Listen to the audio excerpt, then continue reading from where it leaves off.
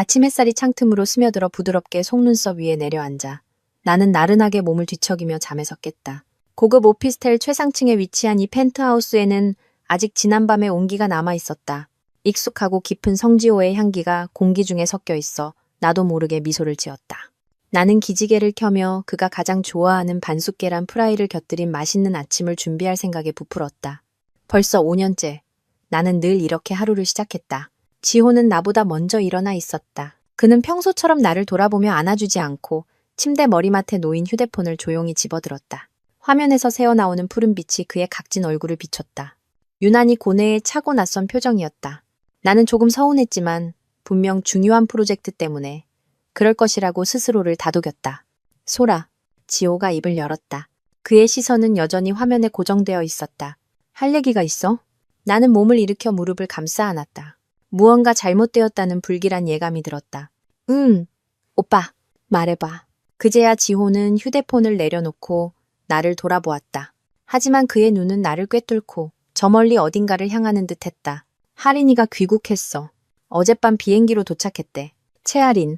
그 이름은 마치 잊혔던 열쇠처럼 내가 애써 봉인해 두었던 기억의 한 영역을 갑자기 열어젖혔다.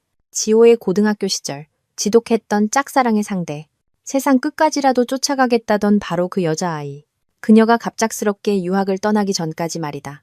가슴 한구석이 따끔거렸지만 나는 애써 담담한 목소리를 유지했다. 그래? 오랜만이네.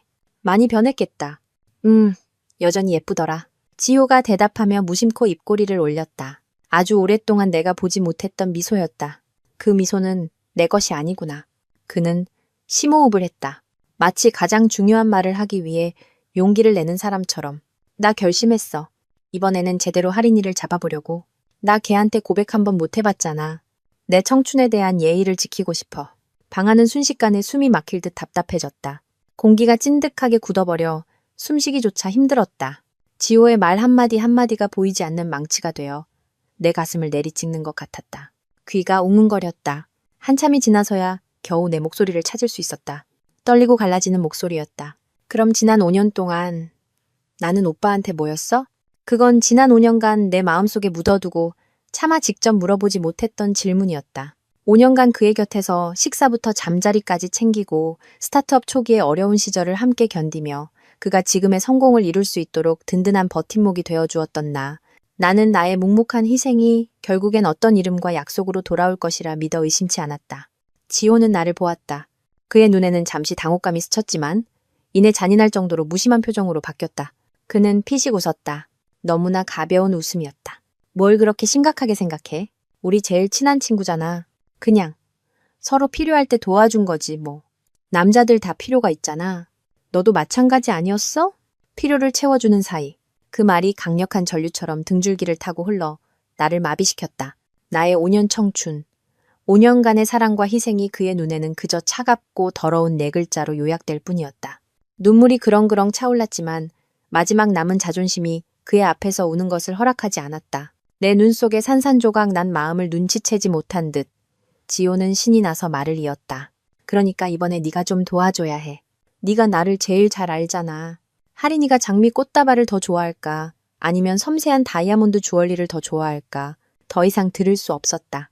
목구멍이 타는 듯 썼고 심장은 누군가에게 지시겨지는 것 같았다. 나는 벌떡 일어나 옷을 대는 대로 집어들고 욕실로 뛰어들어갔다. 이 남자 앞에서 완전히 무너지기 전에 숨을 곳이 필요했다. 나는 그렇게 오랫동안 주저앉아 있었다. 물이 점점 차가워지고 살같이 얼얼해질 때까지.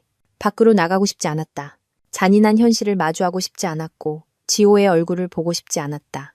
하지만 영원히 숨어 있을 수만은 없다는 것을 알았다. 마지막 남은 체면이라도 지켜야 했다. 결국 급하게 수건을 두르고 밖으로 나왔을 때 침실은 텅 비어 있었다. 지호는 없었다. 나는 안도의 한숨을 내쉬었다.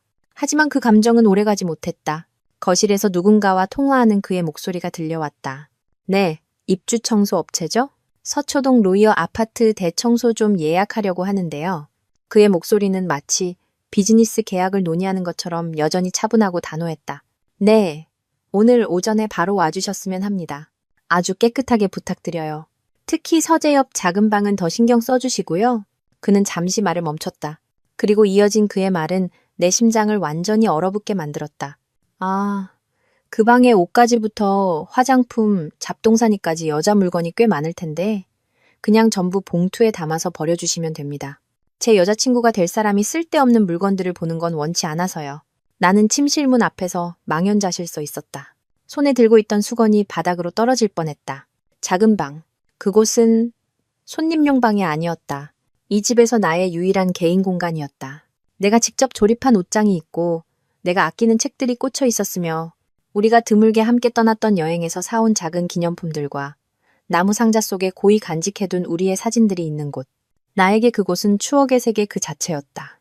그에게 그곳은 그저 쓸데없는 물건일 뿐이었다. 그는 나에게 내 과거의 파편들을 직접 정리할 기회조차 주지 않았다. 그는 이 집에서 나의 존재를 가장 빠르고 철저하게 지워버리고 싶어 했다. 마치 지난 5년이 빨리 잊고 싶은 악몽이라도 되는 것처럼 더 이상 아픔을 느끼지 못했다. 무서울 정도로 텅 빈 공허함만이 남았다. 모든 감정이 죽어버린 것 같았다. 나는 조용히 침실로 돌아가 옷장에서 가장 심플한 원피스를 골랐다. 지호가 사주지 않은 옷이었다. 옷을 갈아입고 헝클어진 머리를 빗었다. 화장은 하지 않고 창백한 얼굴에 혈색을 주기 위해 립스틱만 살짝 발랐다. 거실로 나가자 지호가 막 통화를 끊고 있었다. 나를 보고 조금 놀란 듯 했지만 이내 아무 말도 하지 않았다. 그는 나의 침묵을 체념과 수용으로 받아들였다. 내 마음속에서 이미 모든 결론이 났다는 것을 그는 알지 못했다. 이 집, 이 호화로운 삶, 그리고 이 남자. 더 이상 내게는 필요 없었다. 나는 현관으로 곧장 걸어가 평소에 신던 플랫슈즈를 신었다. 어디가? 그제야 지호가 물었다. 나의 침묵이 거슬렸는지 목소리에는 약간의 짜증이 묻어났다. 나는 돌아보지 않고 문고리를 꽉 쥔 채 나지막이 한마디 대답했다. 아침 사러. 그리고 문을 열고 나섰다. 내 세상의 전부였던 집을 뒤로하고 내가 헛되이 바쳤던 5년의 청춘을 뒤로하고 나는 아침을 사러 가지 않았다. 택시를 잡아 무의식적으로 부모님 댁 주소를 댔다. 가는 내내 창밖만 하염없이 바라보았다. 익숙한 도시가 오늘따라 왜 이리 낯선지. 나는 목적지 없이 떠돌고 있었다. 지호의 집을 나왔지만 내 미래는 어디에 있는 걸까? 집으로 돌아가는 것. 아마도 사람이 가장 외로울 때 남는 유일한 본능일 것이다. 어머니는 베란다에서 난초에 물을 주고 계셨다. 이 시간에 넋이 나간 모습으로 돌아온 나를 보고 황급히 물뿌리개를 내려놓으셨다. 소라, 이 시간에 웬일이니? 무슨 일 있어? 어머니가 나를 안아주셨다. 익숙한 온기에 내가 애써 쌓아 올렸던 견고한 벽이 무너져 내렸다. 나는 어머니 품에 안겨 서럽게 울었다. 모든 서름과 아픔이 억누를 수 없이 터져나왔다. 서재에 계시던 아버지가 나오셨다. 그 광경을 보시고는 아무것도 묻지 않으시고 조용히 다가와 내 등을 토닥여 주셨다. 아버지는 늘 그러셨다. 과묵하시지만 절대적인 안정감을 주시는 분. 부모님은 캐묻지 않으시고 그저 내 곁에서 내가 진정될 때까지 기다려주셨다. 이 잔인한 이야기를 어디서부터 시작해야 할지 몰랐다. 그들이 그토록 아끼고 믿었던 사윗감이 사실은 딸을 아내로 생각한 적도 없었다는 사실을 어떻게 말해야 할까. 바로 그때 어머니의 휴대폰이 울렸다. 지호의 어머니 황인숙 여사님이셨다. 아이고, 사부인. 오늘 저녁에 저희 집에 좋은 일이 있어서요. 사장님하고 애들 데리고 오셔서 식사나 같이 하시죠. 두 집안 모인 지가 너무 오래됐잖아요. 수학이 넘어 사부인의 목소리는 쾌활하고 들떠 있었다. 어머니는 나를 보며 잠시 망설이셨지만 결국 초대에 응하셨다. 그날 저녁 식사는 아마 내 인생에서 가장 숨막히는 식사였을 것이다. 지호의 집은 여전히 호화로웠지만 분위기는 지독하게 차가웠다. 지호는 이미 와 있었다. 그는 어머니 곁에 앉아 있었다. 우리 가족이 도착하자 그는 그저 무심하게 고갯짓으로 인사하고는 다시 휴대폰에 시선을 고정했다. 마치 우리가 평범한 손님이라도 되는 것처럼. 사부인께서는 환하게 웃으며 어머니의 손을 잡고 식탁으로 이끄셨다. 오늘 축하 좀 해주세요. 사부인. 우리 집에 곧 경사가 있을 것 같아요. 우리 지호가 드디어 장가갈 마음을 먹었다니까요. 어머니는 그 말을 듣고 기뻐하시며 나와 지호를 의미심장한 눈빛으로 바라보셨다. 정말 잘 됐네요. 제가 이 날을 얼마나 기다렸다고요. 사부인께서 손사래를 치며 호탕하게 웃으셨다. 아이고, 사부인. 그게 아니에요. 우리 지호 짝은 우리 소리가 아니랍니다. 그 말은 우리 가족 모두의 얼굴에 찬물을 끼얹는 것과 같았다. 아버지는 젓가락질을 멈추셨고 어머니의 미소는 입가에 얼어붙었다. 사부인은 우리의 어색함을 눈치채지 못한 듯 계속해서 말을 이어나갔다. 로열 부동산 그룹 최건우 회장님 막내딸 할인이요. 기억나세요? 옛날에 지호랑 고등학교 동창이었던 그 예쁜 애. 미국 유학 갔다 얼마 전에 돌아왔는데 어찌나 예쁘고 똑똑한지 집안은 또 말할 것도 없고요. 둘이 정말 천생연분이라니까요. 사부인은 말하면서 은근히 나를 쳐다보셨다. 노골적인 비교의 눈빛이었다. 나는 식탁 밑에서 두 손을 꽉 쥐었다. 손톱이 살갗을 파고들었다. 옆에 앉은 지호는 어머니의 말을 맡기는커녕 오히려 거들었다. 어머니, 뭘 그렇게 앞서가세요? 이제 막 알아가는 단계인걸요. 그의 목소리에는 지난 5년간 내가 단 한 번도 들어보지 못했던 다정함과 수줍음이 묻어 있었다. 사내 진미가 차려졌지만 목구멍이 써서 아무것도 넘길 수 없었다. 부모님도 수저를 들지 않으셨다. 식탁 위의 공기는 납처럼 무거웠다. 오직 지호와 그의 어머니만이 즐거워 보였다. 그들은 할인이에 대해, 미래 계획에 대해, 화려한 결혼식에 대해 이야기했다. 그들의 이야기 속에서 나는 완벽하게 투명인간이었다. 그 후 며칠은 나에게 지호과도 같았다. 지호는 본격적으로 할인이의 마음을 얻기 위해 나섰다. 그리고 최악은 그가 항상 나를 그 일에 끌어들이려 했다는 것이다. 그는 아무 일도 없었다는 듯이 행동했다. 그날 아침의 잔인한 말들은 그저 스쳐 지나가는 바람이었던 것처럼 그는 여전히 제일 친한 친구라는 가면을 쓰고 그 가면을 이용해 나를 고문했다. 소라, 네가 나보다 이런 건 더 잘 알잖아. 이 가방, 할인이가 좋아할까? 그는 내게 수십 장의 명품 가방 사진을 보내며 의견을 물었다. 평생 꿈도 꾸지 못할 물건들을 보며 나는 그저 예쁘네. 분명 좋아할 거야. 같은 영혼 없는 답장을 보낼 수밖에 없었다. 거기서 그치지 않았다. 내가 눈물 섞인 밥을 억지로 삼키고 있을 때 그는 대낮에 전화를 걸어왔다. 소라, 오늘 저녁에 할인이랑 데이트하려고 하는데 신라호텔 프렌치 레스토랑 괜찮을까? 아니면 좀 더 로맨틱한 이탈리안 레스토랑이 나을까? 여자들은 어떤 걸 더 좋아해? 그의 목소리는 기대감으로 가득 차 있었고 난 몰라. 제발 그런 것 좀 묻지 마. 라고 소리치고 싶었다. 가장 잔인했던 것은 어느 주말 오후였다. 지호는 차를 몰고 우리 집까지 찾아왔다. 나랑 어디 좀 가자. 그는 내가 거절할 틈도 주지 않았다. 그가 나를 데려간 곳은 서울에서 가장 큰 다이아몬드 전문점이었다. 반짝이는 쇼윈도 앞에 선 그는 정교하게 디자인된 다이아몬드 반지를 가리키며 아주 자연스럽게 내게 물었다. 이거 어때? 이걸로 할인이한테 프로포즈 하려고. 깜짝 놀라겠지? 나는 쇼윈도에 비친 내 모습을 보았다. 창백하고 처참한 얼굴. 심장이 칼에 한 번 더 깊이 베이는 것 같았다. 프로포즈. 그는 만난 지 며칠 되지도 않은 여자에게 벌써 프로포즈까지 생각하고 있었다. 그의 곁에서 5년을 보낸 나는 단 한 번의 약속도 받지 못했는데 나는 대답하지 않고 조용히 돌아섰다. 지호도 자신이 너무 심했다는 것을 깨달은 듯했다. 그는 나를 따라와 내 손을 잡았다. 소라 미안해. 내가 너무 성급했나? 근데 난 할인이한테 정말 진심이야. 넌 내 제일 친한 친구니까 그냥 이 기쁨을 너랑 나누고 싶었어. 제일 친한 친구. 그 두 글자가 왜 이리 시큼하게 들리는지. 나는 그의 손을 뿌리치고 억지로 비틀린 미소를 지어 보였다. 아니야, 괜찮아. 반지 정말 예쁘다. 사. 분명 넘어올 거야. 그 말을 남기고 나는 그가 내 눈물을 보지 못하도록 서둘러 가게를 빠져나왔다. 나는 괜찮은 척해야만 했다. 우리 가족과 그의 가족이 모두 지켜보고 있었으니까. 부모님 얼굴에 먹칠을 할 수는 없었다. 너그러운 친구인 척 연기하는 나날들은 내 기력과 정신을 모두 소진시켰다. 나는 야위어 같고 밤마다 악몽을 꿨으며 낮에는 항상 멍한 상태였다. 어머니는 속상해하며 매일같이 보양식을 해주셨지만 아무것도 넘어가지 않았다. 아버지는 그저 침묵하셨지만 나는 그 마음이 나보다 더 아프다는 것을 알았다. 어느 날 저녁 식사 후 아버지가 나를 서재로 부르셨다. 묵직한 나무 향과 오래된 책 냄새가 은은하게 퍼지는 나에게 늘 평온함을 주는 공간이었다. 아버지는 국화차를 한 잔 타주시고는 내 맞은편에 앉으셨다. 그의 눈빛은 인자하면서도 단호했다. 소라, 언제까지 이렇게 지낼 거니? 아버지가 차분한 목소리로 말문을 여셨다. 네가 상처받은 건 알지만 피하는 건 방법이 아니야. 평생 성지호 그늘 아래서 살 수는 없잖니. 나는 찻잔 속에서 둥둥 떠다니는 국화 꽃잎을 내려다보았다. 알아요, 아버지. 하지만 뭘 어떻게 해야 할지 모르겠어요. 아버지는 한숨을 쉬고 찻잔을 내려놓으셨다.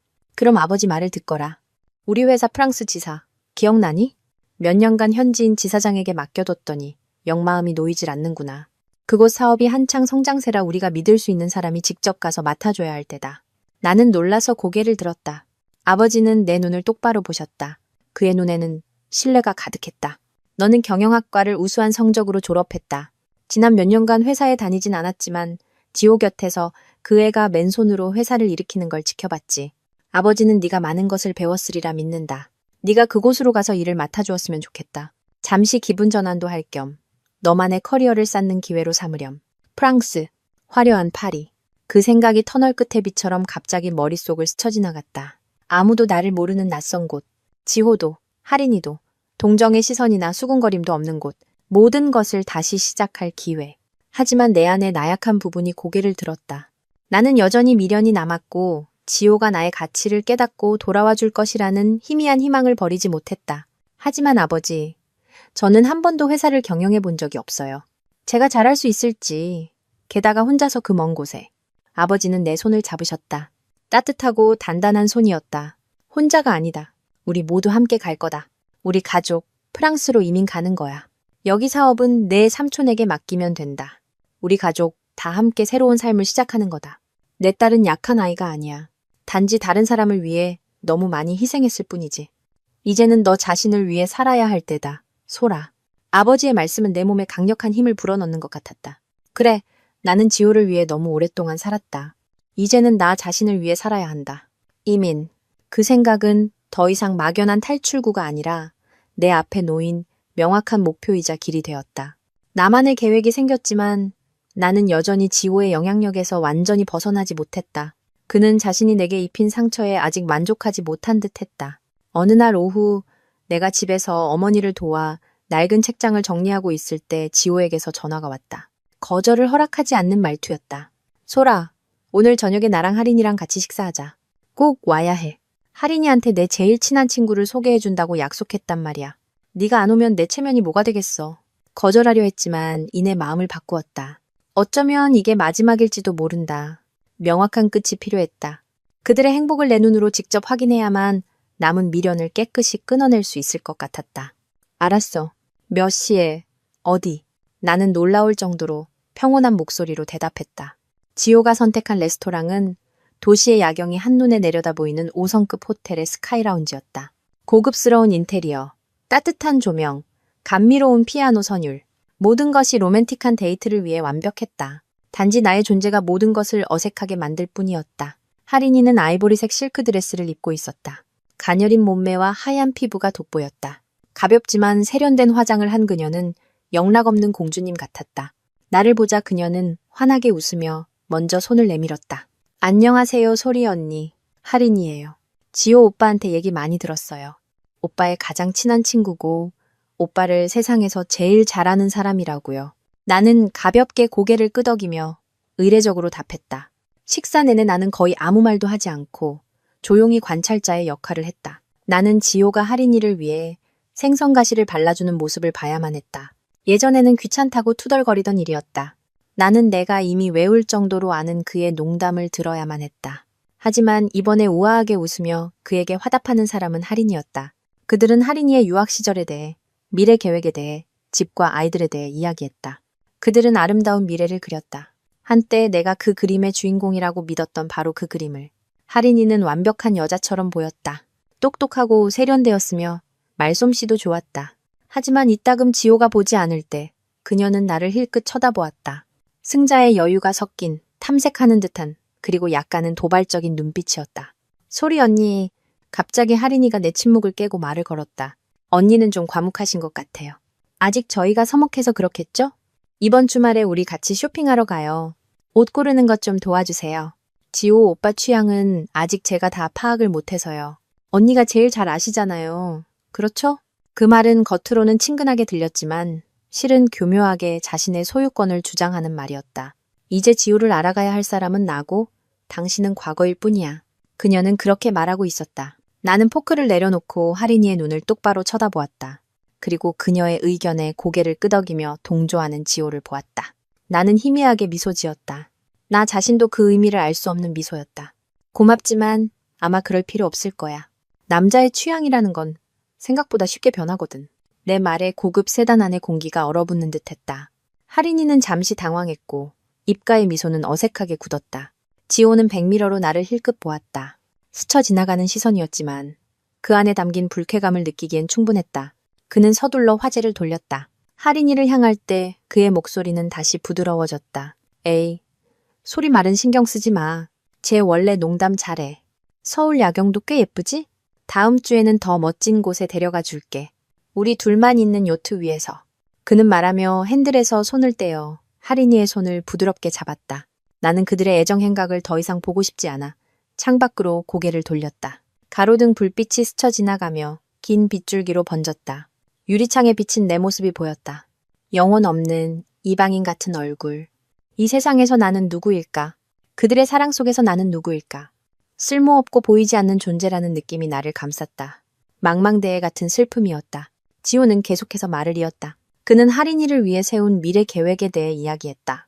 그녀를 위해 차려줄 회사에 대해, 세계 일주 여행에 대해 그는 열정적으로 말했고 하린이는 그의 품에 안겨 이따금 킥킥거렸다. 그들은 뒷좌석에 앉은 나의 존재를 완전히 잊은 듯했다. 차는 도심의 큰 내리막길을 달리고 있었다. 멀리 고층 빌딩의 불빛이 반짝였다.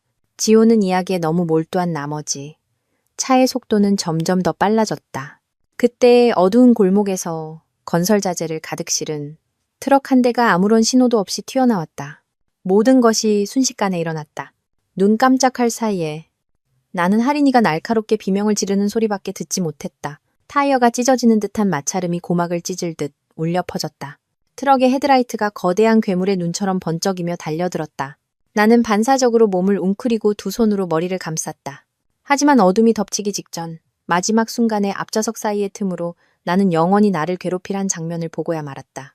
지호는 한치의 망설임도 없이 자신의 온몸을 던져 하린이를 품에 꼭 안았다. 자신의 등으로 그녀를 모든 충격으로부터 보호했다. 그는 내가 앉아있는 뒷좌석 쪽으로는 단 한 번도 돌아보지 않았다. 천지를 뒤흔드는 굉음이 울리고 내 옆에 유리창이 수백만 개의 조각으로 박살나며 차가운 비처럼 내게 쏟아졌다. 머리를 차문에 세게 부딪혔다. 뇌까지 울리는 격통이 덮쳐왔고 그리고 모든 것이 어둠 속으로 잠겼다. 코를 찌르는 소독약 냄새와 규칙적으로 울리는 기계음 소리에 정신이 들었다. 눈꺼풀이 천근만근이었다. 겨우 힘을 주어 눈을 떴다. 천장의 형광등에서 뿜어져 나오는 흰 빛이 눈을 부시게 했다. 모든 것이 흐릿하다가 점차 선명해졌다. 나는 온통 하얀 병실에 누워 있었다. 머리는 깨질 듯 아팠고 오른쪽 팔은 하얀 깁스를 한 채 무겁게 느껴졌다. 소라, 정신이 드니? 하느님 부처님 감사합니다. 어머니의 흐느끼는 목소리가 귓가에 들렸다. 어머니는 내 남은 손을 꼭 잡으셨다. 뜨거운 눈물이 내 손등 위로 떨어졌다. 아버지는 곁에서 계셨다. 고뇌에 찬 얼굴에는 주름이 더 깊게 패여 있었다. 아버지는 내 머리를 부드럽게 쓰다듬으셨다. 그 눈빛에는 안타까움이 가득했다. 저, 괜찮아요. 나는 겨우 목소리를 내보려 했지만 목이 바싹 말라 힘없는 소리만 나올 뿐이었다. 괜찮긴 뭐가 괜찮아? 어머니가 다시 울음을 터뜨리셨다. 뇌진탕의 오른팔은 부러졌대. 의사 선생님이 회복하려면 몇 달은 걸릴 거래. 우리 딸이 무슨 죄가 있어서 이렇게 고생을 해야 하는지. 나는 눈을 감았다. 의식을 잃기 전 마지막 장면이 다시 떠올랐다. 자신의 몸으로 하린이를 감싸던 지호의 모습. 육체적 상처보다 더 시리고 아픈 고통이 내 몸의 모든 세포 속으로 스며들었다. 그 오빠랑 그 여자는 괜찮겠죠, 엄마? 내 질문은 어머니의 억눌린 분노를 건드린 것 같았다. 어머니는 한참 동안 침묵하시더니 떨리는 목소리로 그날의 이야기를 해주셨다. 그 말들은 이미 산산조각 난 내 심장에 수천 개의 칼날이 되어 밝혔다. 나중에 너를 병원으로 데려다준 택시기사님한테 들었어. 구조대가 도착했을 때 성지호 그놈은 오직 그 여자애만 챙기더래. 그 애는 그냥 가벼운 찰과상에 좀 놀라서 기절한 것뿐이었는데 너는 뒷좌석에서 의식도 없이 피를 흘리고 있었는데 말이야. 어머니는 숨을 고르며 흐느낌을 참으셨다. 그런데도 그놈은 구조대한테 그 여자애부터 먼저 이송하라고 악을 쓰더래. 너한테 응급처치를 하려던 구급대원을 밀치면서 이렇게 소리쳤대. 이 여자는 괜찮아요. 나중에 해도 된다고요. 제 여자친구가 지금 쇼크 상태란 말입니다. 당장 병원으로 옮겨요. 제 여자친구. 그 네 글자가 내 머릿속에서 또렷하고 잔인하게 울려 퍼졌다. 생사의 갈림길에서 그는 선택했고 한치의 망설임도 없이 버려진 사람은 바로 나였다. 5년의 사랑, 20년의 우정. 그 모든 것이 그가 갓다시 만나기 시작한 여자의 공황 발작보다 못했다. 눈물이 조용히 흘러 베개를 적셨다. 하지만 이번에는 아파서 우는 것이 아니었다. 내 자신의 어리석음에, 내 인생의 3분의 1을 잘못된 사람에게 믿음과 사랑을 바친 나 자신에게 우는 것이었다. 사랑에도 차별은 존재했다. 그리고 지호의 저울 위에서 나는 명백히 훨씬 더 가벼운 존재였다. 이틀 후 진통제를 먹고 막 잠이 들었을 때 병실 문을 두드리는 소리에 깜짝 놀랐겠다. 옆에서 사과를 깎던 어머니가 고개를 드셨다. 문이 천천히 열리고 지호와 할인이가 들어왔다. 지호의 손에는 커다란 과일 바구니가 들려 있었고 할인이는 고개를 숙인 채 죄지은 표정으로 그의 곁에 서 있었다. 어머니는 그들을 보자마자 얼굴이 싸늘하게 굳었다. 과도를 내려놓고 일어나 내 침대 앞을 막아서셨다. 여긴 어쩐 일이야? 할인이가 고개를 들었다. 눈가가 붉었다. 기어들어가는 목소리로 말했다. 어머님 죄송합니다. 소리 언니 문병 왔어요. 다 제 잘못이에요. 저만 아니었어도 됐어. 지호가 할인이의 말을 잘랐다. 그는 과일 바구니를 근처 테이블에 내려놓고 어머니를 향해 돌아섰다. 목소리에는 불쾌함이 묻어 있었다. 이미 일어난 일이고 누구도 원한 게 아니잖아요. 저희는 그냥 소리가 어떤지 걱정돼서 온 거예요. 어머니가 무언가 말하려 하셨지만 내가 조용히 고개를 저어 어머니를 안게 했다. 병원에서 소란을 피우고 싶지 않았다. 그리고 그가 대체 어디까지 잔인해질 수 있는지 보고 싶었다. 지호는 침대 옆으로 다가왔다. 그는 내 머리의 붕대와 팔의 깁스를 훑어보고는 내 얼굴에 시선을 멈췄다. 그의 눈에는 일말의 안타까움도 없었다.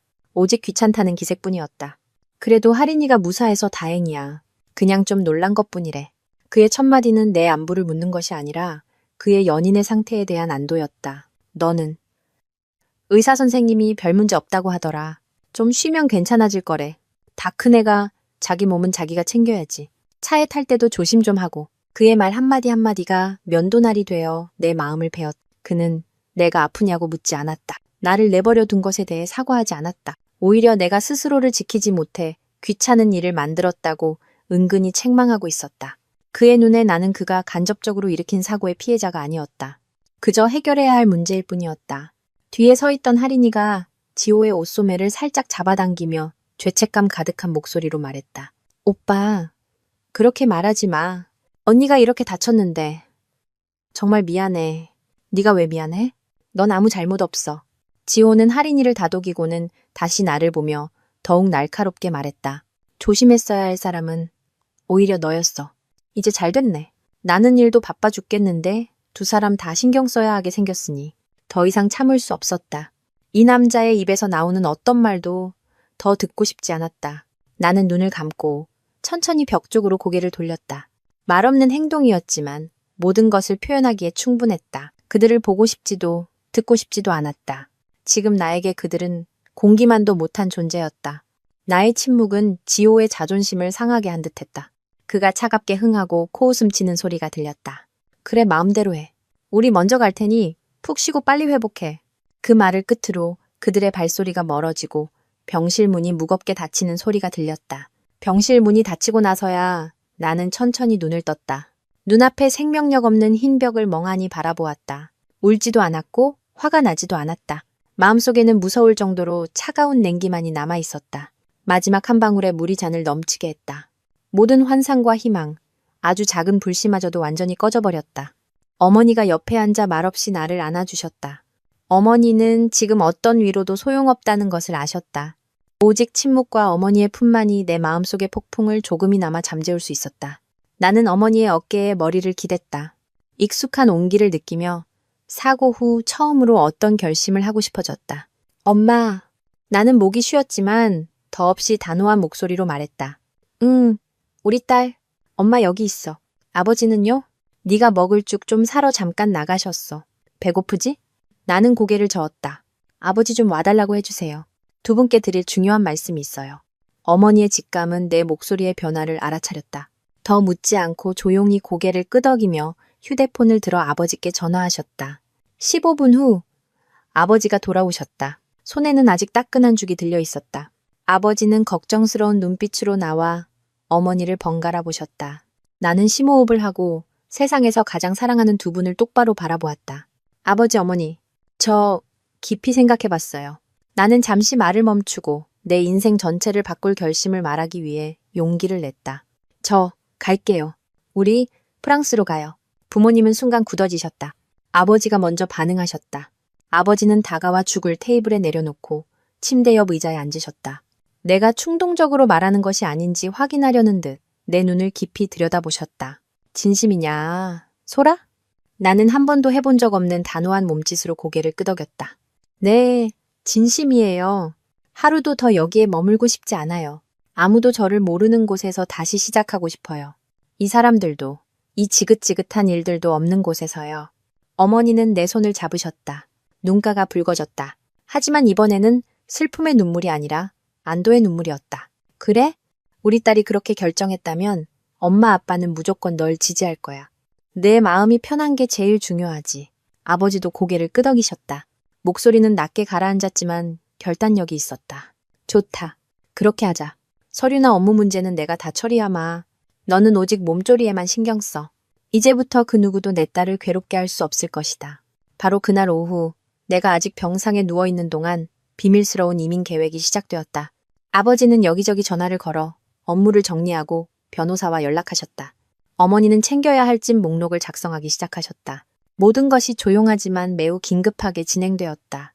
나는 병원에 정확히 일주일간 입원했다가 퇴원했다. 머리의 상처는 통증이 덜했지만 깁스를 한 오른팔은 여전히 무거웠다. 그 운명의 밤, 지호의 선택을 상기시키는 가시적인 증거였다. 나는 대부분의 시간을 서재에서 보내거나 조용히 창밖을 내다보았다.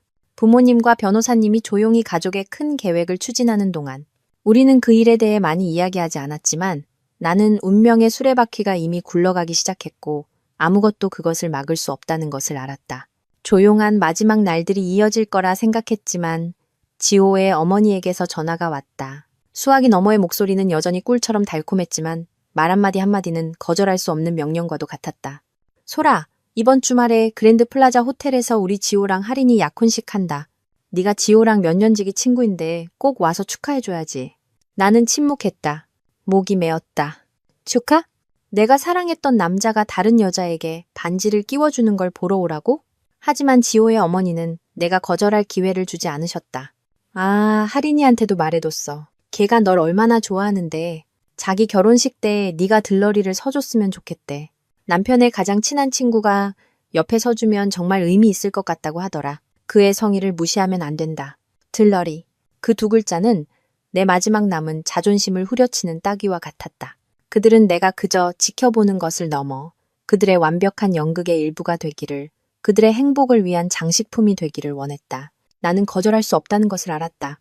지금 거절하면 부모님만 더 난처해지고 남들의 입방아에 오르내릴 뿐이었다. 나는 그저 메마른 목소리로 네라고 대답하고 전화를 끊을 수밖에 없었다. 그날 밤 나는 옷장 앞에 서서 지난 몇 년간 지호가 사준 화려한 옷들을 바라보았다. 그 옷들을 입을 때 정말 기뻤었는데 이제는 너무나 낯설고 조롱하는 것처럼 보였다. 결국 나는 무릎을 덮는 길이의 심플한 검은색 원피스를 골랐다. 아무런 장식도 포인트도 없는 옷이었다. 나는 그들의 파티에서 최대한 눈에 띄지 않고 싶었다. 그랜드 플라자 호텔은 화려하고 호화로웠다.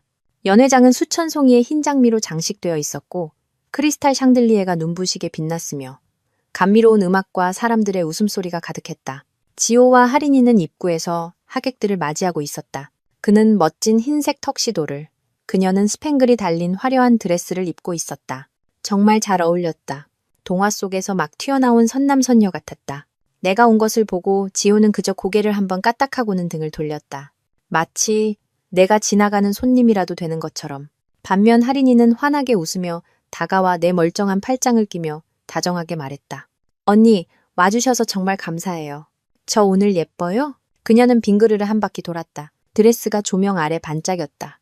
나는 그저 조용히 고개를 끄덕일 뿐 아무 말도 하지 않았다. 나는 바 근처의 구석진 곳에 자리를 잡고 물 한 잔을 따라 조용히 모든 것을 지켜보았다. 지호의 부모님이 여기저기 다니며 예쁘고 능력 있는 미래의 며느리를 자랑하는 모습이 보였다. 지호의 친구들이 그를 둘러싸고 축하와 부러움의 말을 건네는 모습도 보였다. 그들의 세상에서 나는 완벽한 이방인이었다. 파티가 절정에 달했을 때 조용히 자리를 뜨려는데 하린이가 다가왔다. 그녀는 와인 두 잔을 들고 와 내게 한 잔을 건넸다. 입가의 미소는 여전히 빛났지만 눈빛은 달랐다. 언니, 왜 혼자 여기 있어요? 저기 가서 다 같이 즐겨요. 나는 그녀의 와인을 받지 않고 조용히 고개를 저었다. 좀 피곤해서 잠깐만 앉아있다 가려고. 하린이는 내 거절에 개의치 않는 듯했다. 그녀는 자신의 와인잔을 옆에 작은 테이블에 내려놓고 내 맞은편에 앉았다. 주변은 여전히 시끄럽고 활기찼지만 이 작은 구석의 공기는 갑자기 팽팽해졌다. 언니, 하린이가 입을 열었다. 목소리는 여전히 달콤했지만 더 이상 처음에 친근함은 없었다.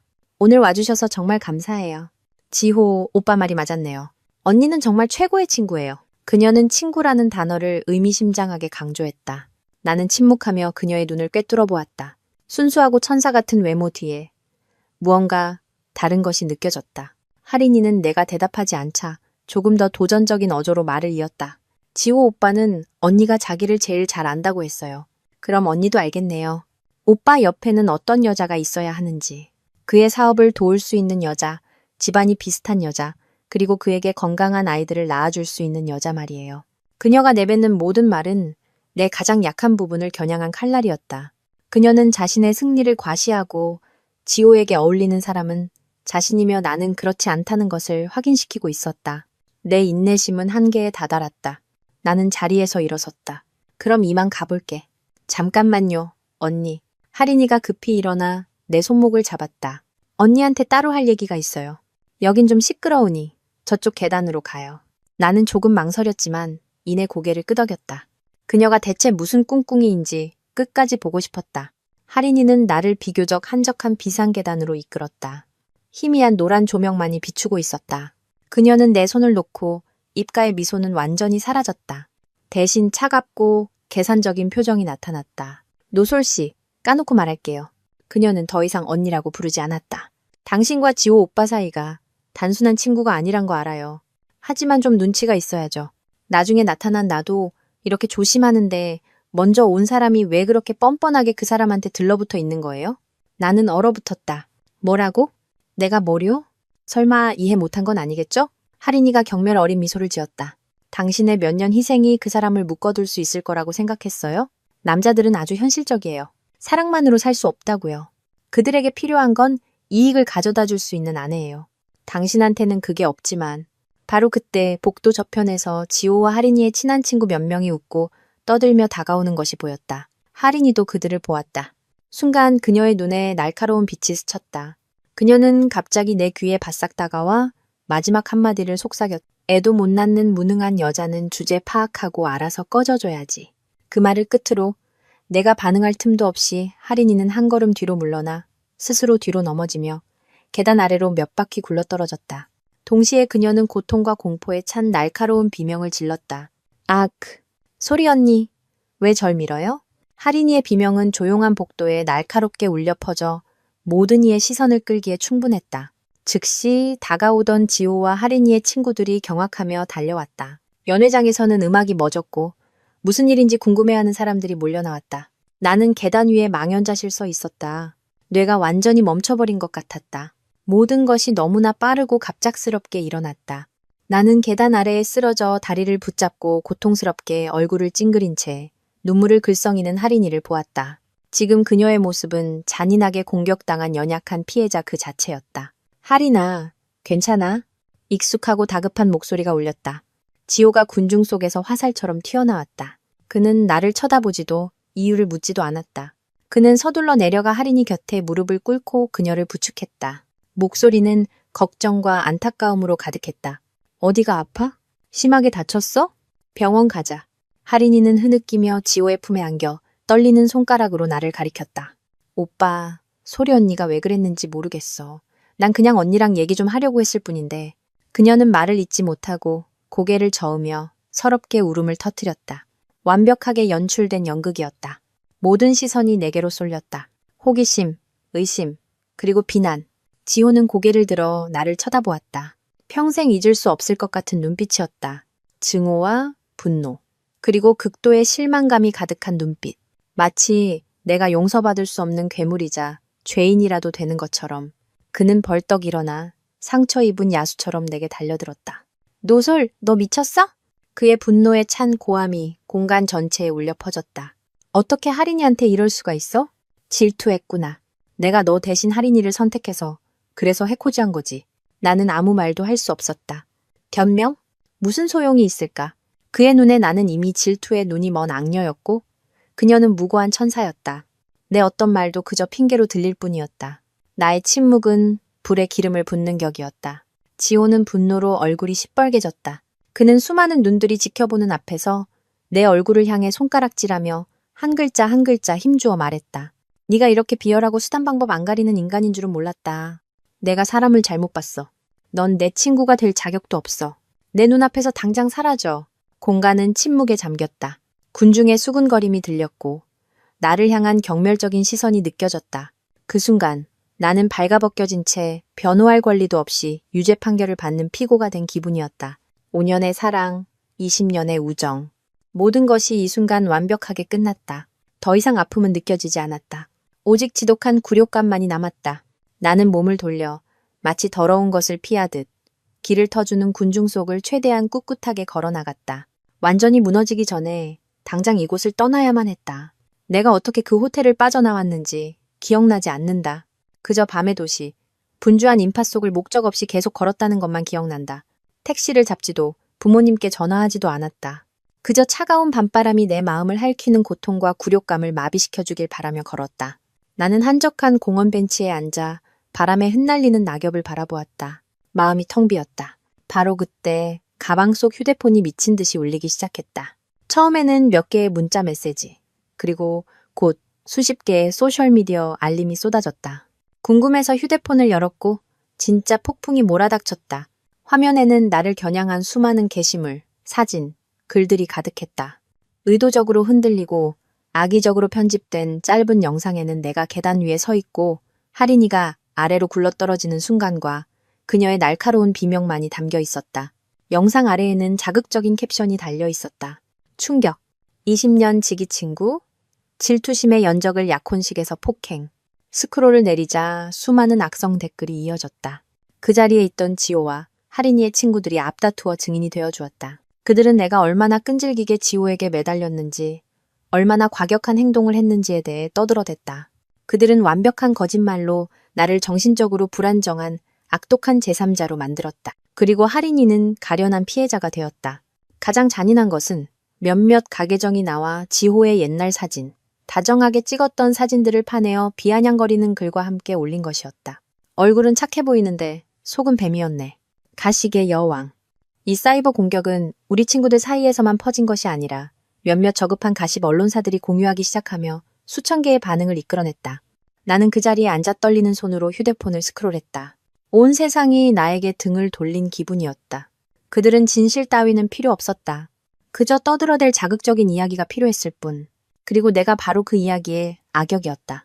악몽은 거기서 끝나지 않았다. 다시 휴대폰이 울렸다. 이번에는 아버지의 번호였다. 심호흡을 하고 전화를 받았다. 네, 아빠. 소라, 어디 있니? 수화기 넘어 아버지의 목소리는 극도로 긴장되어 있었다. 지금 당장 집으로 와라. 큰일 났어. 집에 도착했을 때 부모님은 거실에 앉아 계셨다. 두 분의 안색은 몹시 어두웠다. 아버지는 내게 노트북을 보여주셨다. 화면에는 로열그룹 미래의 안주인 폭행당해 가해자는 태평건설 회장 딸로 밝혀져라는 제목의 기사가 떠 있었다. 기사에는 내 이름뿐만 아니라 우리 가족의 회사 이름까지 거론되어 있었다. 방금 거래처에서 전화가 왔다. 아버지가 지친 목소리로 말씀하셨다. 곧 체결할 계약을 재검토하고 싶다고 하더구나.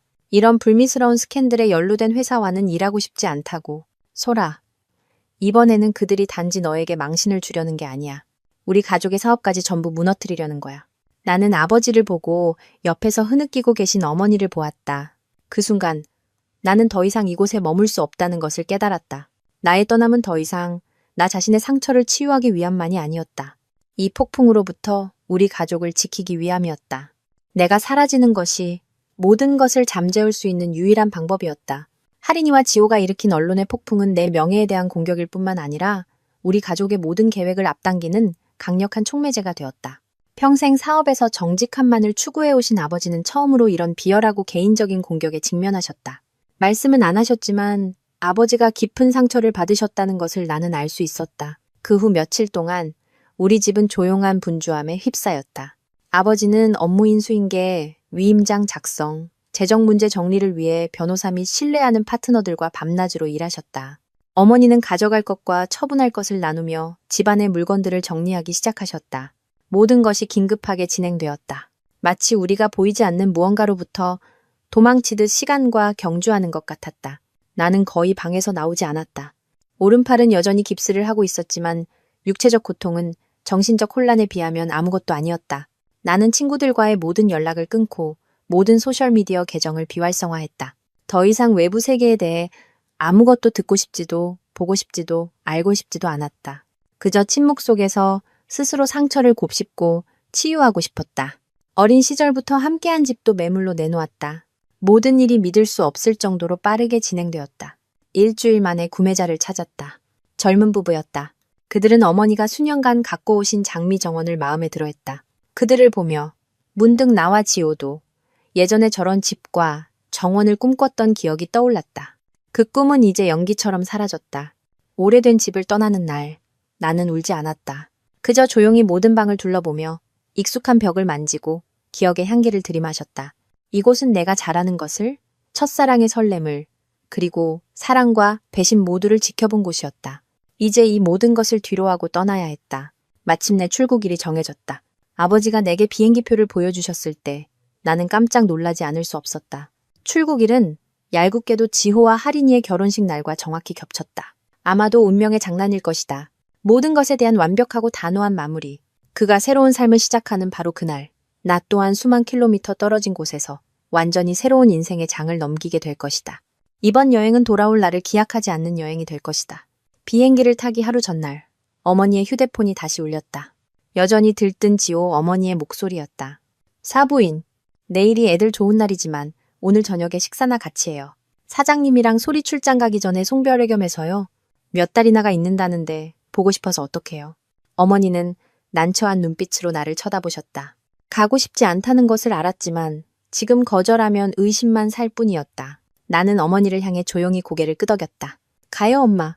아마 정말 마지막일 테니까요. 그날 저녁 식사는 지호의 집에서 열렸다. 이번에는 이전처럼 숨막히는 분위기가 아니라 거짓된 아쉬움이 감돌았다. 지호는 없었다. 그의 어머니는 결혼식 마지막 준비로 바쁘다고 했다. 오직 그의 부모님과 우리 가족뿐이었다. 예전부터 나를 친딸처럼 아껴주시던 지호의 아버지가 술잔을 들고 아쉬운 목소리로 말씀하셨다. 사장님 내외분과 소리가 지호 결혼식에 참석하지 못하게 되어 정말 유감입니다.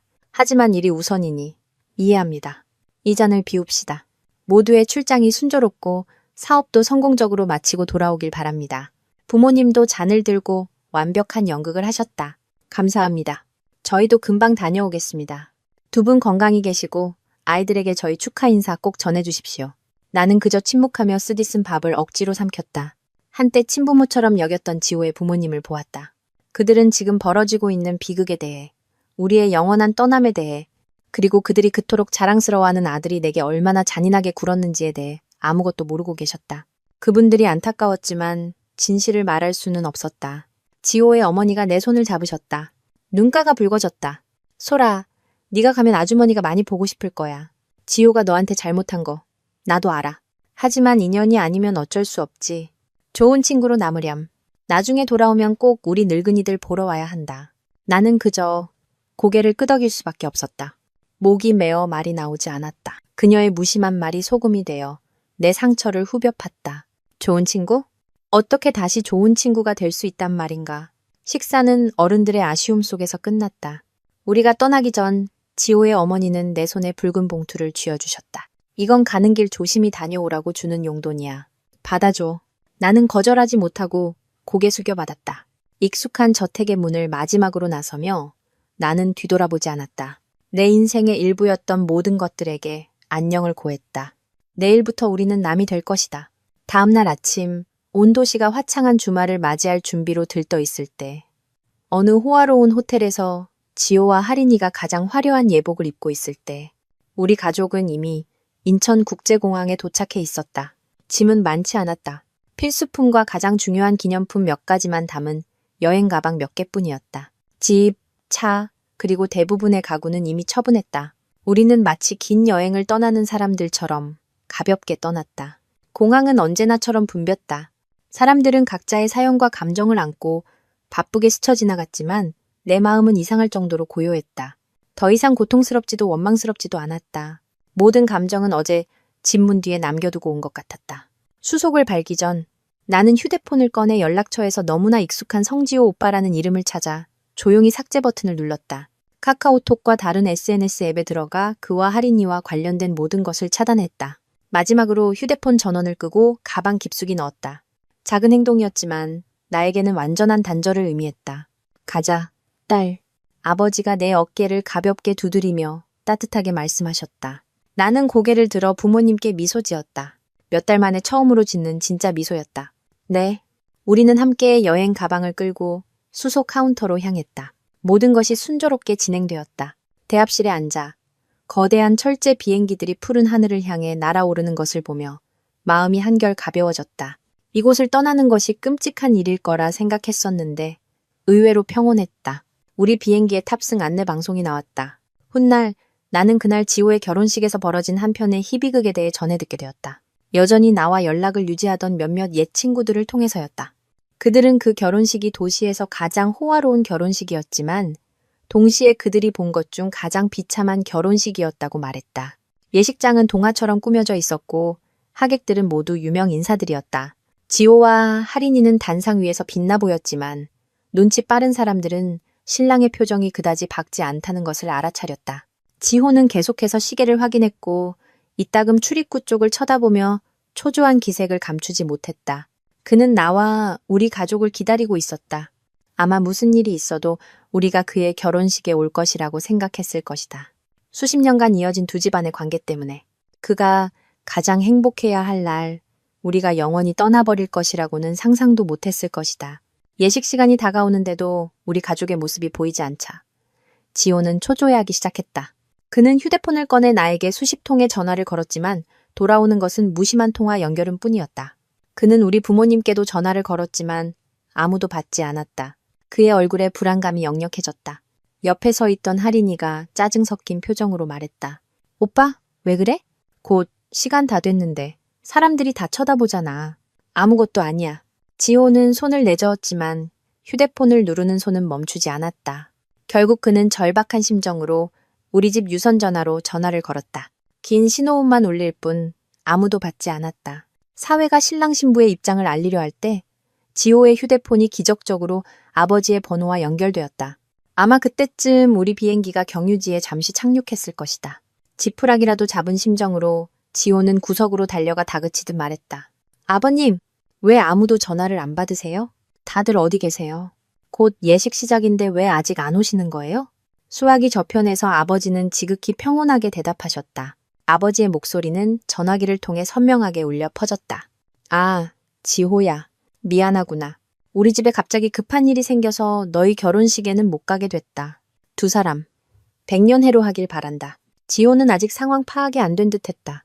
무슨 급한 일이신데요? 잠깐 들렀다 가셔도 되잖아요. 아버지는 잠시 침묵하셨다. 그리고 모든 것에 마침표를 찍는 마지막 한마디를 하셨다. 우린 지금 공항이다. 프랑스로 이민 가려고. 비행기 곧 이륙하니까 이만 끊는다. 잘 있거라.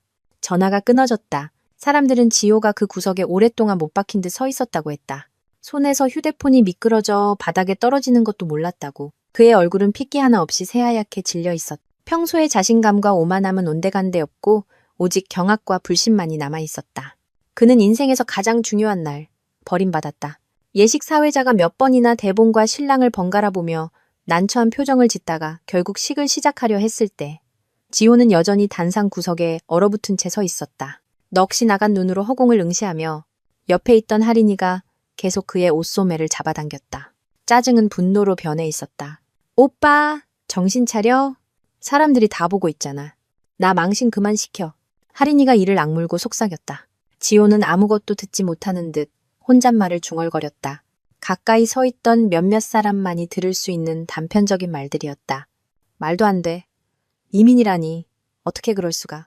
더 이상 지체할 수 없게 되자 지호는 할인이의 아버지, 항상 냉철한 표정의 로열그룹 최건우 회장을 향해 돌아섰다. 지호의 목소리가 떨렸다. 회장님, 저 죄송합니다. 오늘 결혼식은 잠시 미뤄야 할 것 같습니다. 제가 급히 가봐야 할 곳이 생겼습니다. 그 말은 화약통에 불을 붙인 격이었다. 최 회장의 얼굴이 굳어졌다. 그가 입을 열기도 전에 할인이의 어머니가 날카롭게 쏘아붙였다. 급한 일? 내 딸과 결혼하는 것보다 더 급한 일이 뭔데? 아니면 우리 집안이 마음에 안 들어서 마지막 순간에 파혼하고 망신을 주려는 건가? 궁지에 몰린 지호는 허둥지둥 변명하기 시작했다. 아닙니다. 그게 아니라 소리가 방금 가족들이랑 프랑스로 이민을 갔다고 해서 제가 찾아봐야. 소리. 다른 여자와의 결혼식, 바로 그 예식장에서 지호의 입에서 나온 그 이름은 할인이의 가족에게 더할 나위 없는 모욕이었다. 최 회장이 마침내 낮은 목소리로 으르렁거렸다. 그의 목소리는 크지 않았지만 연회장 전체를 얼어붙게 만들기에 충분했다. 그러니까 자네는 내 딸과 결혼하면서 마음속으로는 다른 여자를 생각하고 있었다. 이 말인가? 내 딸이 뭐라고 생각했나? 대체품? 모든 것이 탄로 났다. 나와 지호의 5년간의 관계, 그가 나를 어떻게 대했는지에 대한 진실이 수백 명의 하객 앞에서 드러났다. 노골적으로 기만당했다고 느낀 채 회장은 더 이상 참지 못했다. 그는 사회자에게서 마이크를 빼앗아 들고 강철 같은 목소리로 연회장에 선언했다. 저는 신부의 아버지로서 이 결혼을 공식적으로 취소함을 선언합니다. 우리 집안은 이런 파렴치하고 배은망덕한 사기꾼을 사위로 들일 수 없습니다. 그 말을 끝으로 그는 분노와 수치심에 울고 있는 할인이의 손을 잡고 가족들과 함께 횡하니 식장을 떠나버렸다. 단상 위에는 지호와 그의 부모님만이 덩그러니 남겨졌다. 수많은 사람들의 수군거림과 조롱 섞인 시선 속에서 꿈같던 결혼식은 한편의 희극으로 막을 내렸다. 고국에서 비극이 벌어지고 있는 동안 나는 완전히 새로운 미래를 향해 하늘을 날고 있었다. 반나절이 넘는 긴 비행이었지만 전혀 피곤하지 않았다. 몇 년 만에 처음으로 악몽도 꾸지 않고 중간에 깨지도 않는 깊은 잠을 잤다. 파리는 쌀쌀한 가을 아침과 수정처럼 맑은 하늘로 우리를 맞이했다. 이곳의 공기는 달랐다. 상쾌했고 어딘가 낯선 향기가 났다. 자유의 향기. 우리는 아버지가 미리 빌려두신 서비스 아파트에 짐을 풀었다. 안정적인 집을 구하기 전까지 머물 임시 거처였다. 작고 아담한 아파트에는 발코니가 있었고 그 너머로 노랗게 물들기 시작한 가로수가 늘어선 고풍스러운 거리가 보였다. 부모님을 도와 짐 정리를 대충 마친 후에야 나는 하루 종일 꺼져 있던 휴대폰을 꺼내들었다. 충전기를 꽂자마자 화면이 켜지면서 휴대폰이 미친 듯이 울리기 시작했다. 멈추지 않는 진동. 화면에는 끔찍한 광경이 펼쳐져 있었다. 성지호 부재중 전화 99통. 카카오톡. 문자 메시지로 온 수백 개의 미확인 메시지. 나는 심호흡을 하고 메시지함을 열었다. 그것은 통제력을 잃어가는 한 인간의 심리 변화를 고스란히 담고 있었다. 처음의 메시지들은 분노와 명령조였다. 노솔, 너 어디야? 감히 내 결혼식에 안 와? 당장 돌아와. 그 다음은 내가 떠났다는 사실을 알게 된 후의 혼란이었다. 프랑스로 이민? 너 장난하는 거지? 어떻게 나한테 말 한마디 없이 갈 수가 있어? 그리고 애원과 간청이 이어졌다. 소라, 제발 전화 좀 받아줘. 모든 게 네가 생각하는 것과 달라. 결혼식 취소됐어. 다 내 잘못이야. 돌아와. 우리 얘기 좀 하자. 응? 마지막은 절망이었다. 소라, 제발. 내가 잘못했어. 정말 내가 다 잘못했어. 보고 싶어. 네가 필요해. 제발 나 혼자 버려두지 마. 나는 몇 개의 메시지를 훑어보았다. 마음에는 아무런 파문도 일지 않았다. 한 달 전의 나라면 이 말에 마음이 흔들렸을지도 모른다. 하지만 지금 나에게 이 글자들은 낯선 사람이 보낸 의미 없는 문자의 나열일 뿐이었다. 내 심장은 그가 약혼식에서 나를 모욕한 그 밤에 죽었고 그가 병원에서 나를 버려둔 그날 땅에 묻혔다. 어떤 것도 되돌릴 수 없었다. 나는 답장하지 않았다. 조용히 모든 메시지를 선택해 삭제 버튼을 눌렀다. 연락처에 들어가 지호의 번호를 영구히 차단했다. 낡은 유심칩을 빼내 반으로 부러뜨려 쓰레기통에 던져버렸다. 아버지가 방으로 들어오셨다. 내 행동을 보시고는 아무 말 없이 테이블 위에 새 휴대폰 상자를 올려놓으셨다. 새 유심도 사왔다. 이제 이 번호 써. 우리 가족이랑 정말 가까운 사람들만 알게 될 거야. 나는 고개를 들어 아버지를 보며 미소 지었다. 네, 새로운 인생은 새로운 것들로 시작해야 한다. 그리고 그 첫 번째는 과거의 쓰레기를 완전히 버리는 것이다. 파리에서의 첫날들은 쉽지 않았지만 이상하게도 평온한 느낌을 주었다. 언어 장벽이 가장 큰 도전이었다. 나는 속성 프랑스어 과정에 등록했고 매일 진짜 대학생처럼 열심히 수업에 나갔다. 교실에는 다양한 나라에서 온 사람들이 많았다. 각자 다른 사연과 운명을 가진 사람들. 이곳에서는 아무도 내가 누구인지, 내 과거가 어땠는지 알지 못했다. 나는 그저 새로운 언어를 배우려는 한국 여자, 노솔일 뿐이었다. 수업 시간 외에는 부모님의 사업을 돕기 시작했다. 처음에는 서류 정리나 익숙한 거래처에 이메일을 보내는 것과 같은 자잘한 일들이었다. 점차 내 프랑스어 실력이 늘자 아버지는 나를 고객 미팅이나 협상 자리에 데려가기 시작하셨다. 아버지는 내가 스스로의 힘으로 일어서길 바라셨다. 나는 사업이 내가 생각했던 것처럼 딱딱하지만은 않다는 것을 깨달았다. 예리함과 소통 능력, 그리고 약간의 예술적 감각까지 요구하는 일이었다. 지호 곁에 있을 때 조용히 배웠던 경험들이 이제는 나의 강점이 되었다. 나는 더 이상 부엌이나 맴도는 여자가 아니었다. 나는 점차 자신감 있고 강인한 진짜 나 자신을 되찾아가고 있었다. 주말에는 집에 있지 않았다. 파리의 거리를 정처 없이 걷고 고풍스러운 박물관을 방문했으며 센 강변의 작은 카페에 몇 시간씩 앉아 지나가는 사람들을 구경하거나 좋은 책을 읽었다. 나는 고독을 즐기는 법을, 스스로 행복을 만드는 법을 배웠다. 부모님과의 관계도 그 어느 때보다 돈독해졌다. 함께 장을 보고 함께 따뜻한 저녁을 요리했다. 밤마다 아버지는 내게 사업 전략에 대해 설명해 주셨고 어머니는 프랑스식 디저트 만드는 법을 가르쳐 주셨다. 우리는 더 많이 대화하고 더 많이 공유했다. 내가 점점 밝고 활기차지는 모습을 보며 부모님도 마음을 놓으셨다는 것을 알 수 있었다. 어느 날 오후 릭상부르 공원을 산책하다가 우연히 국제학생들 그룹과 친해졌다. 그들은 나를 자신들의 사진 동호회에 초대했다. 나는 한때 사진 찍는 것을 정말 좋아했지만 삶의 무게가 그 취미를 잊게 만들었다. 이제 나는 다시 카메라를 들고 삶의 아름다운 순간들을 기록할 기회를 얻었다. 나의 새로운 삶은 그렇게 평온하고 조용하게 흘러갔다. 마음의 상처는 여전히 남아 있었지만 더 이상 욱신거리지 않았다. 그것들은 서서히 흉터로 변하며 귀중한 교훈을 남기고 있었다. 아주 오랜 시간이 흐른 후 모든 것이 잠잠해졌을 때 내 친구 안봄이 그동안 지호가 어떻게 지냈는지 이야기해 주었다. 그녀는 파혼의 충격으로 지호가 거의 폐인이 되었다고 했다. 그는 과묵해지고 하루 종일 술집에 틀어박혀 술에 취해 살았다고. 할인인의 집안의 인맥에 크게 의존하던 그의 회사는 휘청이기 시작했다. 주요 거래처들이 계약을 철회했고 중요한 프로젝트들이 중단되었다.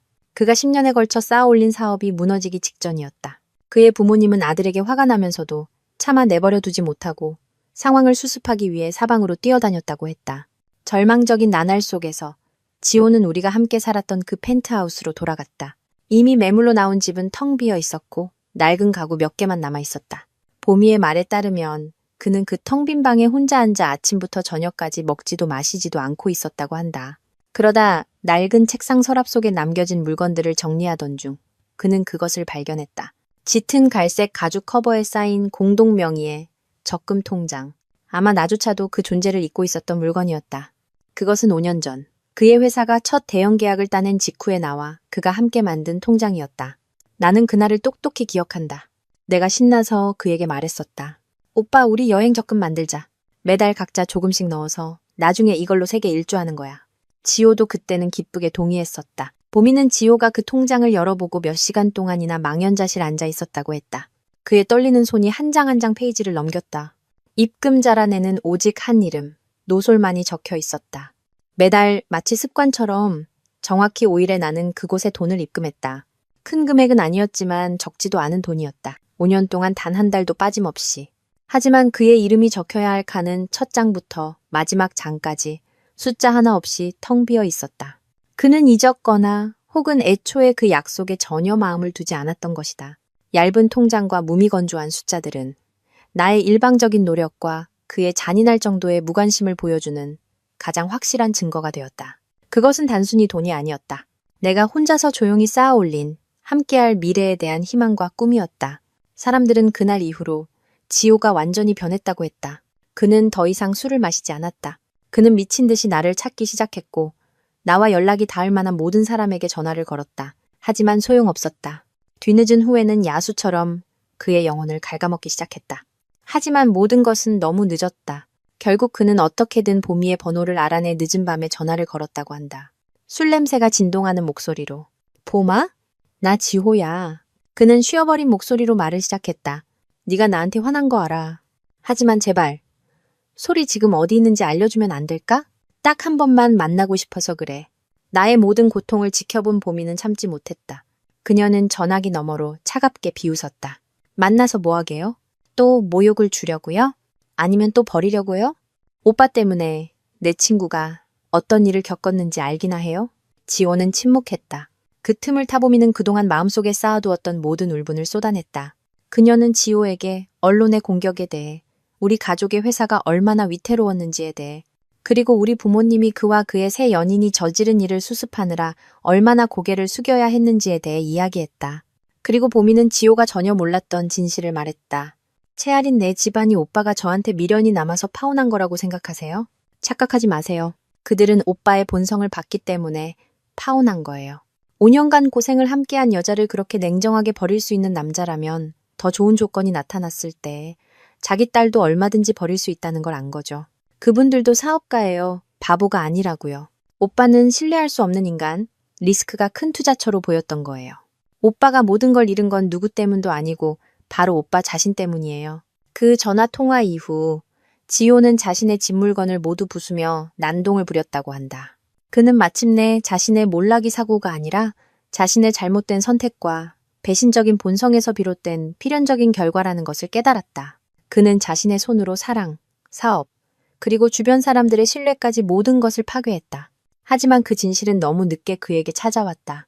1년이 눈 깜짝할 사이에 지나갔다. 프랑스에서의 내 삶은 완전히 궤도에 올랐다. 나는 유창하게 프랑스어로 소통할 수 있게 되었고 파리의 생활 리듬에 익숙해졌으며 가족 사업에서도 점차 내 자리를 찾아갔다. 나는 더 이상 과거에 나약하고 눈물 많던 여자가 아니었다. 과거의 시련은 나를 더 강하고 독립적인 사람으로 단련시켰다. 다시는 그곳으로 돌아가지 않을 것이라 생각했을 때 아버지는 우리 가족이 잠시 한국에 다녀와야 한다고 말씀하셨다. 회사 지분 양도에 관한 마지막 몇 가지 서류에 우리 가족 모두의 직접 서명이 필요하다는 것이었다. 위임이 불가능한 일이었다. 게다가 곧 정기주주총회도 열릴 예정이라 아버지가 참석하셔야 했다. 그 소식을 듣자 가슴이 철렁 내려앉았다. 귀국, 그 두 글자가 왜 이리 무겁게 느껴지는지. 나는 조금 두려웠다. 과거의 사람들을 다시 마주하는 것이, 내가 힘들게 아물게 한 상처를 다시 헤집는 것이 두려웠다. 내 생각을 읽으신 듯 아버지가 내 어깨에 손을 얹으셨다. 아버지의 눈에는 신뢰가 가득했다. 소라, 두려워할 것 없다. 지금의 너는 예전의 네가 아니야. 우리는 도망치러 돌아가는 게 아니라 당당히 마주하러 가는 거다. 그들 없이도 네가 얼마나 잘 살고 있는지 모두에게 보여주는 거야. 네가 떠나기로 한 결정이 옳았다는 것을 증명해야지. 아버지의 말씀은 내게 큰 힘이 되었다. 그래, 두려워할 게 뭐가 있나. 나는 잘못한 게 없다. 부끄러워해야 할 사람은 내가 아니라 그들이었다. 이번 귀국은 내가 얼마나 성장하고 강해졌는지 확인하는 마지막 시험대가 될 것이다. 우리가 돌아온 날, 서울은 여전했다. 여전히 분주하고 시끄러웠다. 하지만 내 마음가짐은 달랐다. 나는 더 이상 실패자로 돌아온 것이 아니라 남겨진 문제를 해결하기 위해 돌아온 당당한 여성이었다. 우리는 옛집이 아닌 다른 아파트에 머물렀다. 익숙한 장소.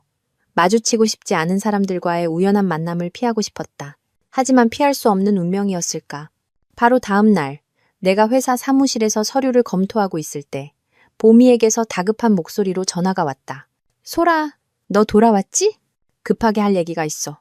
채아린 걔 곧 결혼한대. 너희 회사랑 경쟁 관계에 있는 KT그룹 회장 아들이랑. 나는 잠시 멍해졌다. 그 모든 일을 저지르고도 채아리는 아무런 타격 없이 오히려 더 좋은 조건의 결혼을 앞두고 있다는 말인가? 세상은 정말 이렇게 불공평한가? 그날 밤 나는 아버지 그리고 우리 가족의 법률 대리인인 유진우 변호사님과 함께 앉았다. 나는 내 생각을 말했다. 저는 그 여자가 그렇게 아무 일 없다는 듯이 살게 둘 수 없어요. 개인적인 복수심 때문이 아니에요. 정의를 위해서예요. 저 자신과 우리 가족의 명예를 되찾고 싶어요. 아버지는 나를 보셨다. 그의 눈에는 놀라움이 아닌 자랑스러움이 담겨 있었다. 아버지는 널 지지한다. 내 딸, 정말 다 컸구나. 네가 옳다고 생각하는 대로 하렴. 법적인 문제는 여기 유 변호사님께서 다 알아서 해주실 거다. 오랜 가족의 친구인 유 변호사님께서 단호하게 고개를 끄덕이셨다. 걱정 마십시오. 1년 전 그 사건이 언론에서는 잠잠해졌지만 우리는 모든 증거를 그대로 보관하고 있습니다. 소셜미디어, 게시물, 악성 댓글부터 호텔 직원의 증언까지. 최아린 씨를 명예훼손 및 허위사실 유포로 고소할 근거는 충분합니다. 개인과 기업의 명예에 심각한 손실을 입힌 점도 명시할 수 있고요.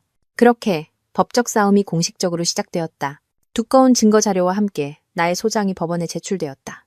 법원의 소환장을 받자마자 할인인의 집안은 움직이기 시작했다.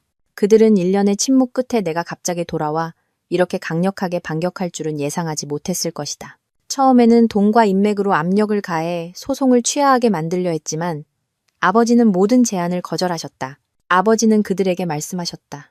우리가 원하는 것은 돈이 아니라 공개적인 사과와 법의 정당한 심판입니다. 비공식적인 방법이 통하지 않자 그들은 두려워하기 시작했다.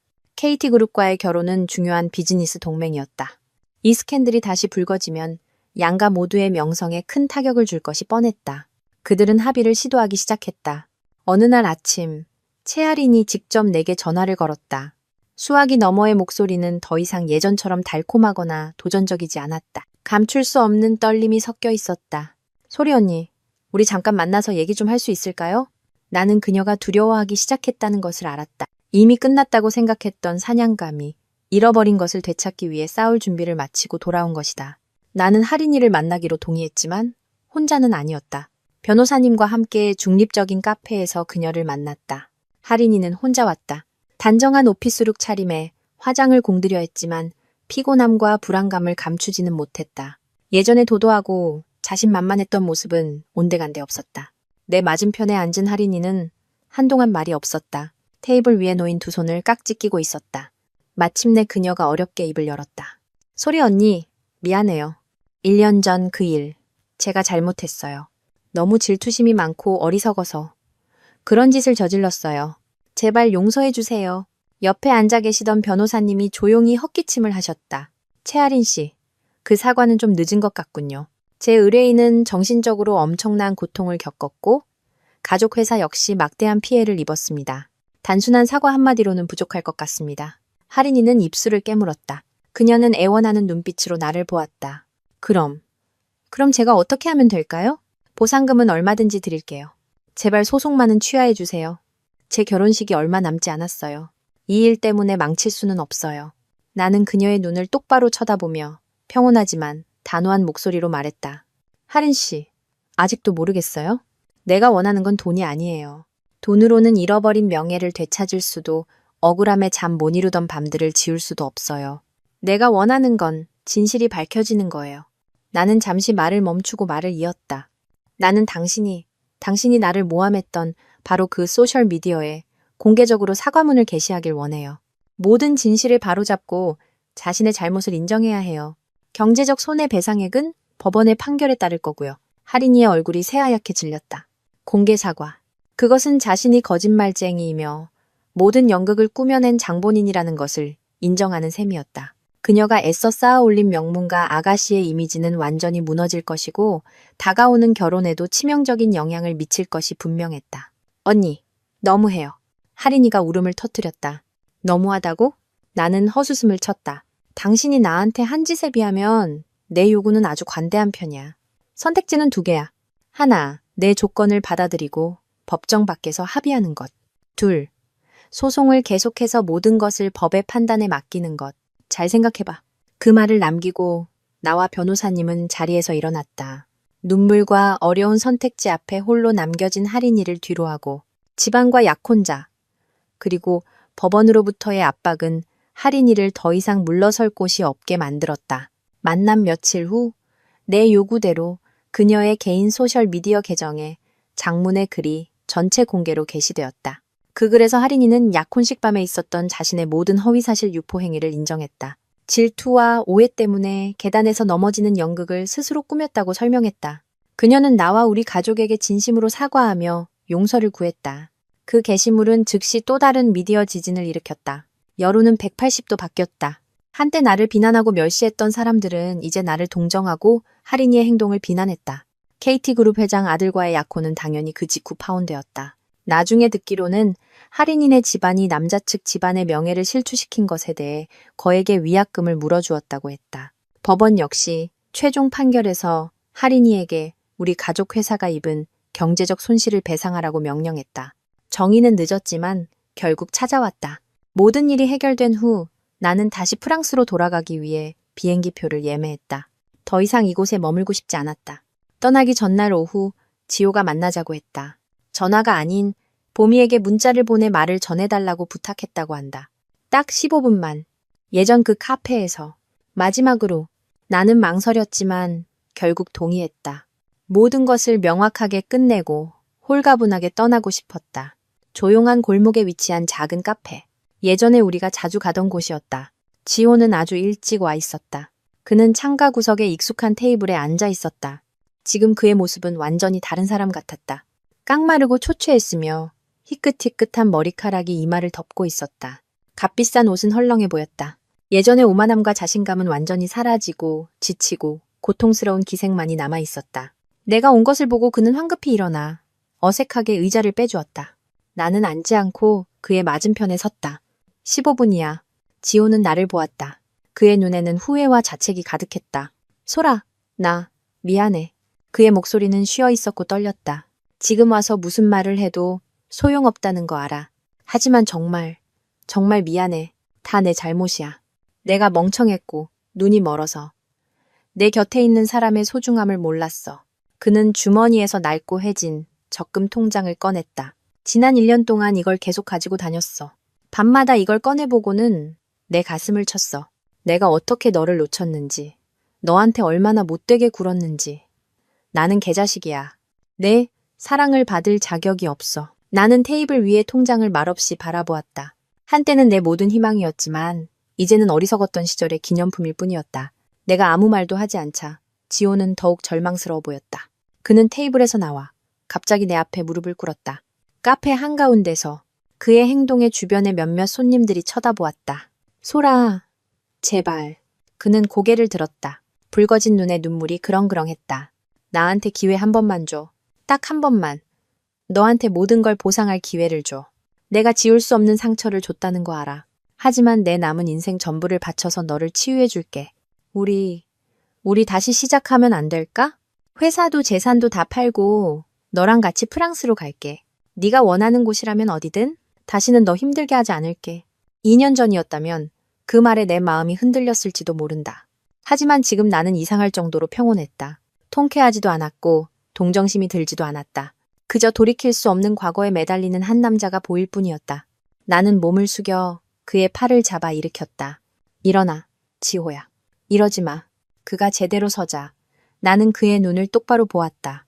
내 목소리에는 날카로움도 냉정함도 없었다. 오직 명확하고 단호한 어조만이 담겨 있었다. 지호야, 넌 아직도 모르는구나. 우리 사이의 일은 고칠 수 있는 실수가 아니라 선택이었어. 넌 그 여자를 선택하고 나를 버렸어. 넌 그 여자를 믿고 나를 모욕했어. 넌 그 여자를 지키고 나에게 상처를 줬어. 전부 너의 선택이었어. 나는 잠시 숨을 골랐다. 지금 너의 후회는 진심일지도 몰라. 하지만 너무 늦었어. 그 후회는 내 마음의 흉터를 지울 수도 죽어버린 사랑을 되살릴 수도 없어. 우리는 다시 돌아갈 수 없어. 나는 통장을 그의 쪽으로 살짝 밀었다. 이건 기념으로 가져.